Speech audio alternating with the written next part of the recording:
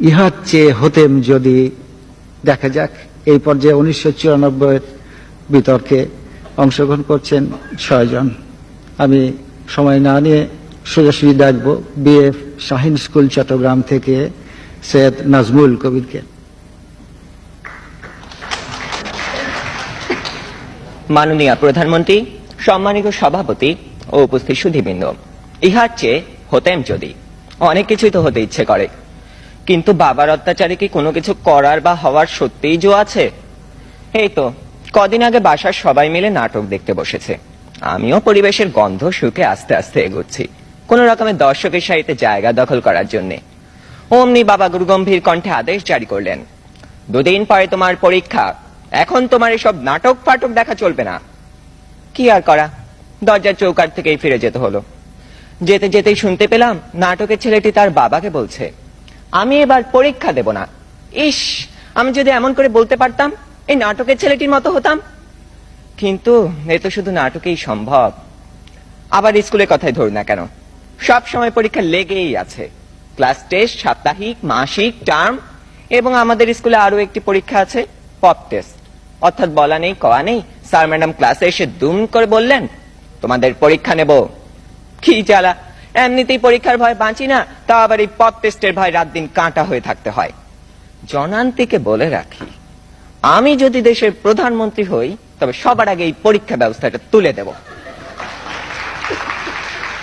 এরই মধ্যে একজন বন্ধু ইশারা করলো, এনেছি। বুঝতে পারলাম গতকাল তাকে হুমায়ুন আহমেদের বোতল ভূত বইটা আনতে বলেছিলাম। কোন রকমে পরীক্ষা শেষ করে উঠে গেলাম লাস্ট বেঞ্চে। দুজনে মিলে মজা করে পড়তে শুরু করে দিলাম।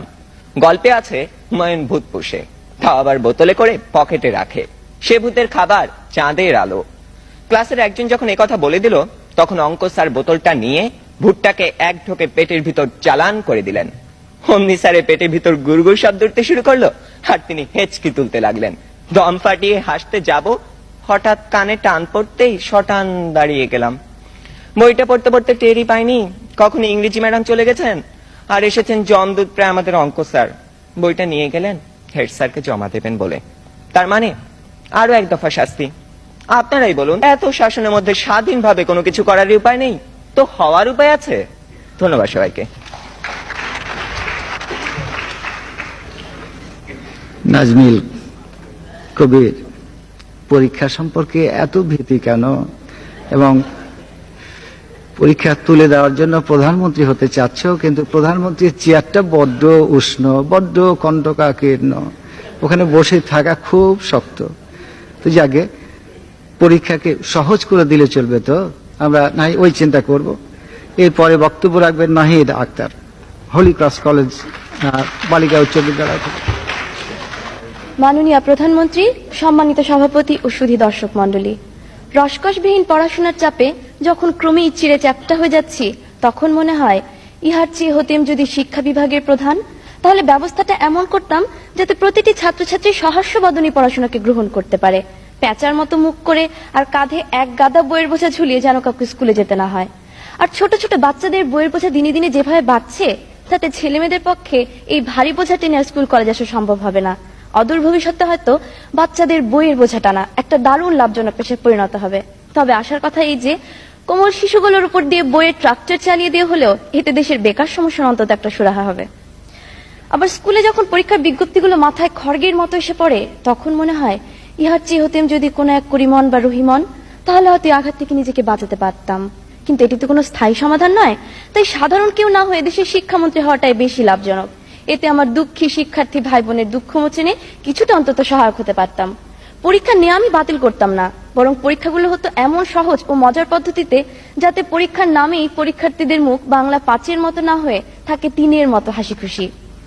অবশ্য এত দুঃস্বপ্নের পর যখন মনে পড়ে যে আমাদের রয়েছে এমন একটি শিক্ষা ব্যবস্থা যেখানে প্রাথমিক শিক্ষা বাধ্যতামূলক, যেখানে রয়েছে খাদ্যের বিনিময় শিক্ষা কর্মসূচি, তখন সত্যি গর্ববোধ করি। শিক্ষা ব্যবস্থা থেকে এবার আসা যাক আমাদের আশেপাশের অবস্থায়।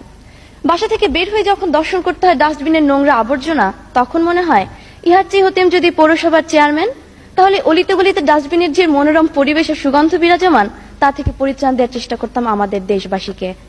আমাদের শহরে নির্দিষ্ট দূরত্বে কোনো ডাস্টবিন তো নেই, আর যেগুলো আছে সেগুলোর ভেতরে কোনোদিন ময়লা ফেলা হয় কিনা তা তা দেখার সৌভাগ্য আমার কখনোই হয়নি, কারণ ডাস্টবিনের 4-5 ফুট দূরের দৃশ্য দেখে আরো 4-5 ফুট দূরে দিয়ে হেঁটে যেতে হয়েছে। এখানেই শেষ নয়, আরো আছে। মনে করুন রিক্সা অথবা যে কোনো যানবাহনে সুন্দর পোশাক পরে বসে আছি, মনে মনে কত কি ভাবছি। হঠাৎ ভাবনার শিশুতে ছিন্ন করে চারিদিক থেকে ভেসে আসে এক মোহময় গন্ধ। পাশে তাকিয়ে দেখি একেবারে পাশ ঘেঁষেই দাঁড়িয়ে আছে একখানা ময়লার গাড়ি।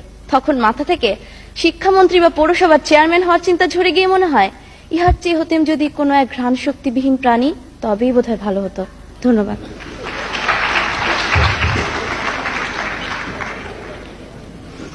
নাই ডাক্তার, পরীক্ষা সম্পর্কে তোমার পূর্ববর্তী বক্তা শেখ নাজমুল কবিরও ঠিক ওই একটা ভীতির প্রকাশ যেন লক্ষ্য করছি আমরা।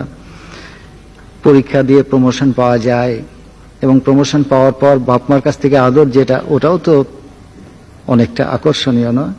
আর তাছাড়া পরীক্ষা এই ক্ষেত্রে যদি বাদ দেওয়া যায়, জীবন ক্ষেত্রে যে পরীক্ষা, তার হাত থেকে তো অব্যাহতি পাওয়া যাবে না। এই জন্য আগে থেকে একটু তৈরি থাকলে ক্ষতি কি? এরপর বক্তব্য রাখবে নাজমুস সাহার অন্তরা। মাননীয় প্রধানমন্ত্রী, সম্মানিত সভাপতি ও উপস্থিত সুধীবৃন্দ, ইহার চেয়ে হতেম যদি প্রীতি বিতর্কের এই বিষয়টি নির্ধারণের পর গত কিছুদিন থেকে ভেবেই চলেছি আসলে আমি কি হতে চাই। কারণ সেই দুরন্ত শৈশব থেকে এই দামাল কৈশোর পর্যন্ত আমি কত কি যে হবার ইচ্ছে পোষণ করেছি তা বলতে গেলে সাতকাহন হয়ে যাবে। ইচ্ছের কি শেষ আছে? ফুল, পাখি, প্রজাপতি কত কিছুই তো হতে ইচ্ছে করে। একবার তো বাড়ির পাশে ছাতিম গাছকে ভালোবেসে আমি বৃক্ষ হতে চেয়েছিলাম। মাকে বলায় মা বলেছিলেন, মানুষ বৃক্ষ হতে পারে না, তবে বৃক্ষের আদর্শে জীবন গড়ে তুলতে পারে, তুমি তেমনি হও। তবে ইদানিং যে ইচ্ছেটা আমার মধ্যে খুব মাথাচাড়া দিয়ে উঠেছে সেটি হচ্ছে আলাদিন হতে। হ্যাঁ, আলাদিন, আরব উপন্যাসের সেই আলাদিন যে একটি আশ্চর্য প্রদীপ নিয়ে অভাবনীয় সব কাণ্ড ঘটিয়েছিল। আমার কেবলই মনে হয় এমন যদি হতো মাত্র একটি দিনের জন্য হলেও আমি আলাদিন হতাম। একদিন সকালবেলা ঘুম ভেঙে উঠে দেখতাম আমার বালিশের পাশে সান্তা ক্লজের মতো কেউ একজন একটি আশ্চর্য প্রদীপ রেখে গেছে। আমি কৌতূহলের বশে তাতে ঘষা দিতেই আমার সামনে হাজির হতো ইয়া বিরাট এক দৈত্য। নতজানু হয়ে সে আমাকে বলবে, সেলাম হুজুর। আমি একটুকু ভয় না পেয়ে তাকে বলতাম আমার টয় প্লেনটাকে বিশ্বের সবচেয়ে দ্রুতগামী বিমানে পরিণত করতে। তারপর সেই দৈত্যকে নিয়ে আমি যেতাম বিশ্বের দেশে দেশে শান্তির ললিত বাণী নিয়ে, বাংলাদেশ শান্তি মিশনের প্রধান হয়ে। কারণ বিশ্বে মানুষে মানুষে এত হানাহানি আমার ভালো লাগে না। আমার মিশন প্রথমে যাবে বসনিয়ায়। ওখানকার শিশুদের দুঃখ কষ্ট মুহূর্তেই আমি আর দৈত্য মিলে দূর করে দেব। শান্তি শ্বেত কপত আর জলপাই পাতা নিয়ে সন্ধি টেবিলে বসবে বসনিয়া, হার্জেগোভিনা আর ক্রোয়েশিয়ার যুদ্ধবাজ নেতারা। তারপর যাব রুয়ান্ডা, সোমালিয়া, জাফনা এবং কাশ্মীরে। এবং সবশেষে আমার গুরুত্বপূর্ণ মিশন হবে দিল্লিতে। ভারতের প্রধানমন্ত্রী নরসিমা রাওয়ের সঙ্গে বৈঠক করে আমি বলবো ফারাক্কার পানির সুষম বন্টনের কথা। তারপর পদ্মার বুকে আর চর জাগবে না, খরায় বাংলার মাটি ফেটে চৌচির হবে না। অবশেষে 24 ঘন্টার মিশন শেষ করে বাড়ি ফিরে ঘুমোতে যাব পরম শান্তিতে। আর দত্ত, তাকে পাঠাবো আগামীকালে ঢাকা শহরের যানজট নিরসন করতে। ধন্যবাদ।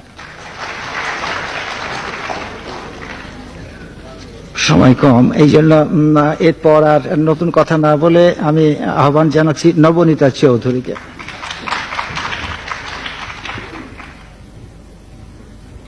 মাননীয় সভাপতি, যাহা চাই তাহা ভুল করে চাই, যাহা পাই তাহা চাই না। আমি চিরচঞ্চল, চিরচলমান, অবস্থানে কিংবা অস্তিত্বে কোথাও আমি স্থির হয়ে থাকি না। সতত এগিয়ে চলেছে যে মানব সভ্যতা, আমি একাধারে তারই উত্তরাধিকারী এবং কাণ্ডারি। সতত এগিয়ে চলা সভ্যতায় আমার জন্ম, আর সতত নিজেকে বদলে নূতন করে নেবার সাধনায় আমার জীবন। অনাদি থেকে অনন্ত পর্যন্ত মহাকালের যে অসীম পথের বিস্তার, আমি তারই পথিক। যখন পেছনে ছিলাম প্রাণ বলেছে এগিয়ে চলো, এসেছি এখানে।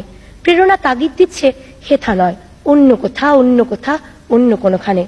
অন্তরে বাহিরে তাই নিজেকে বদলে চলেছি নিরন্তর। এই বাইরের আমি নিত্য নব নব রূপে আবিষ্কার করি অন্তরের আমিকে। সেখানে নূতন করে গড়ব বলে অবিরাম ভাঙনের খেলা চলে। সেখানে আমি কভু প্রশান্ত, কভু অশান্ত, দারুণ স্বেচ্ছাচারী। যারা বদলায় না, বদলাতে জানে না, তারা স্থবির, তারা মৃত্যুর অপেক্ষাতে বেঁচে থাকে। আমি সে দলের নই। বদ্ধ জলাশয় হওয়াটা আমার জীবনের লক্ষ্য নয়। মনে জেগে আছে কামনা, ইহার চেয়ে হতেম যদি নদী, সেই নদী যে নদী সমুদ্রমুখী। নদীর উষ্ণ স্বাধীনতা যখন পেয়ে যায় তখন হৃদয় শোনে ঝর্ণার কলরোল। যেখানে জন্ম আমার, অস্তিত্বের ঋণ স্বীকার করতে করতে মন চলে যায় আরো পেছনে। যেন মনে হয় ইহার চেয়ে হতেম যদি মৌন হিমবাহ, যে হিমবাহ আপন অস্তিত্বকে ক্ষয় করে করে সচল রাখে চলমান জীবনধারা। এই কি পিছুটান!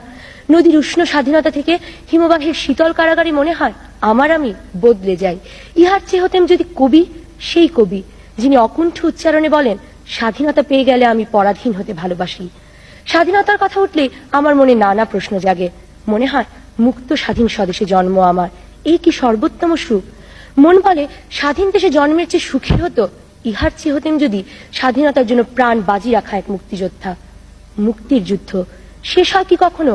অভাব থেকে মুক্তি চাই, অশিক্ষা থেকে মুক্তি চাই, অন্ধকার থেকে আলোতে মুক্তি চাই। মুক্তির মিছিলে আমি যোদ্ধা হতে চাই। তাই মনে হয় ইহার চেয়ে হতেম যদি এমন একজন যার হাতে আছে প্রদীপ, যে প্রদীপ যুদ্ধ করে, সাধ্য মতো যুদ্ধ করে, আমৃত্যু যুদ্ধ করে আধারের বিরুদ্ধে। ধন্যবাদ। চমৎকার নবনীতা চৌধুরী। যুদ্ধের জন্য প্রস্তুত হও, জীবন তো দীর্ঘ, জীবনের প্রচুর যুদ্ধ করতে হবে, কিন্তু যুদ্ধের কথা আসছে কেন? শান্তি, বরং যুদ্ধের পর যে শান্তির যে প্রয়াস, এর দিকে নজর দেওয়া তো যায়। আর আমরা দেখেছি, বহু যুদ্ধ দেখেছি, যেমন ৭১-এর মুক্তিযুদ্ধ, অসংখ্য প্রাণের বিনিময়ে আমাদের স্বাধীনতা লাভ হয়েছে। স্বাধীনতা লাভ যেমন কঠিন ব্যাপার, এটাকে সংহত করা, সংরক্ষণ করা তার থেকে অনেক শক্ত ব্যাপার। এই জন্য যুদ্ধের প্রয়োজন নেই, এই জন্য সৃজনশীলতা, প্রত্যয়ের প্রয়োজন। এরপরে বক্তব্য রাখবে তানজিমা সুলতানা।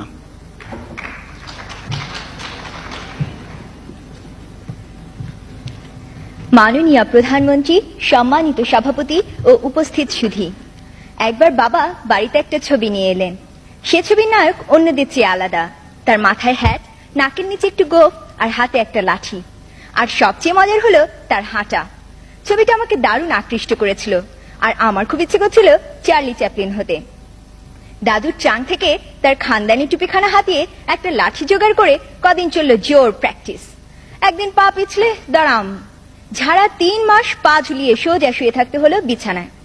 বুঝতে পারলাম চার্লি চ্যাপলিন হওয়া সবার কম্য নয়। কবিতা পড়ছি। সবাই যখন ঘুমিয়ে পড়ে কর্ণফুলীর কুলচায়, দুধ ভরা ওই চাঁদের বাটি ফেরেশতারা উল্টায়।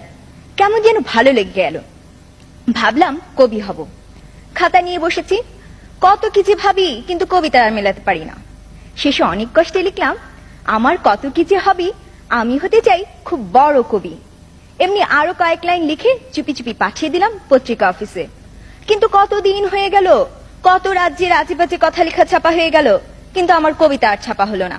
ধুর চাই, এ বলে কবিতাকেও দিলাম ছুটি। অসম্ভব সুন্দর জাদু দেখায় জুয়েলাইট। হাতের জাদুর কাঠি পলকে হয়ে ওঠে ফুলের তোড়া। ডিম থেকে বেরিয়ে আসে জ্যান্ত মুরগির ছানা। একটা রশিকে 10 টুকরো করে মুহূর্তে জোড়া লাগিয়ে দেয়। কিভাবে? বড়দেরকে জিজ্ঞেস করলে বলে, ওসব ভেলকিবাজি, জাদু হচ্ছে হাত সাফাই। দুপুরবেলা মা ঘুমিয়ে গেলে কত লাঠি ঘুরালাম, কত রশি কেটে জোড়া লাগিয়ে দিতে চাইলাম, ফ্রিজে ডিম ভেঙে একাকার করলাম, কিন্তু ভেলকি আর লাগে না। বুঝতে পারলাম জুয়েলাইট হতে গেলে আমাকে আরো অনেক পড়াশোনা করে, অনেক পরিশ্রম করে ধীরে ধীরে এগোতে হবে। আবার টেলিভিশনে দেখি বাংলাদেশের প্রধানমন্ত্রী দেশে বিদেশে যাচ্ছেন, বাংলাদেশের কথা বলছেন, দেশের মানুষের অভাব অভিযোগ শুনছেন, তাদের কল্যাণের জন্য বিভিন্ন কাজ করছেন, যমুনা সেতু উদ্বোধন করছেন। আমি বিহ্বল হয়ে পড়ি। ভাবি, এমন যদি হতো, আমি যদি হতাম বাংলাদেশের প্রধানমন্ত্রী। কিন্তু আবারও পতন। আমার এখনো 18 বছরই হয়নি। তবু ইচ্ছেরা মরে না। একসময় সত্যি সত্যি মনে হয়, ইহার চেয়ে হতেম যদি আমি শুধু আমি, যে আমি অন্য সবার চেয়ে আলাদা। আমার ব্যক্তি স্বাতন্ত্র্য আমার পরিচয়। অন্যেরা হতে চাইবে আমার মতো। আমার দেশ আমাকে বরণ করে নিবে তার শ্রেষ্ঠ সন্তান রূপে। আমি বিশ্বসভায় তুলে ধরব আমার প্রিয় স্বদেশের পরিচয়। আমি গোলাপের দিকে চেয়ে বলবো, সুন্দর সুন্দর হবে সে। ধন্যবাদ। তানজিমা সুলতানা। প্রত্যেক ব্যক্তি ব্যক্তিত্ব সম্পন্ন, একক, অনন্য, অপূর্ব, প্রত্যেকে তুলনাবিহীন এবং জাতীয় অগ্রগতির জন্য, জাতীয় অগ্রসরতার জন্য এইটি প্রয়োজন, ব্যক্তিত্বের সঠিক বিকাশ। কিছুক্ষণ আগেও এই নিয়ে অনেক কথাবার্তা হচ্ছে এবং হলো। আমি আর কথা না বাড়িয়ে শেষ বক্তা রেবেকা শফিকে আহ্বান জানাবো তার বক্তব্য রাখতে। মাননীয় সভাপতি, বর্ষা হাতে ভরসা পায়ে সদাই নিরুদ্দেশ হওয়ার চেষ্টা করলে আইন রক্ষাকারী সংস্থার খপ্পরে পড়ার সম্ভাবনাই বেশি। আমি নির্বিবাদী মানুষ, মুরগি কাটা দেখলেই মন খারাপ হয়ে যায়। তবে ছোটবেলায় নিজেকে বীরপুরুষ ভাবতে মন্দ লাগতো না। হাড়ে রেড়ে বলে কেউ এগিয়ে এলে মাকে রক্ষার ভার যদি আমার উপর এসে পড়তো, সেটা কেমন মজা হতো জানি না। কিন্তু আমার অধ্যাপিকা মা গায়ে এক রত্তিও সোনা পড়েন না, সুতরাং কল্পনার সেই বীরপুরুষ বেশি দিন টিকতে পারেনি। তবে ভীতু ভদ্রলোক হওয়ার যে বিপদ আছে, সেটাও খুব অল্প বয়সেই জানা হয়ে গেছে। বান্ধবী এসে একদিন বলল, এসো আমরা আমাদের সবচেয়ে প্রিয় জিনিস বদলা বদলি করি।